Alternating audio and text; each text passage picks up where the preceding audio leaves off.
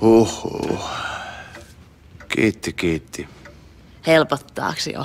Joo. Alkaa Ruotsin laiva keikkua. Sä oot kyllä tyhmää. Miten mä aina unohdan, miten helvetin hyvä näköinen sä oot. Anna kun mä vähän täältä. Hei, älä. Täältä. Älä! Mitä sä naurat siinä? Naurat sä mulle siinä? En. Sori.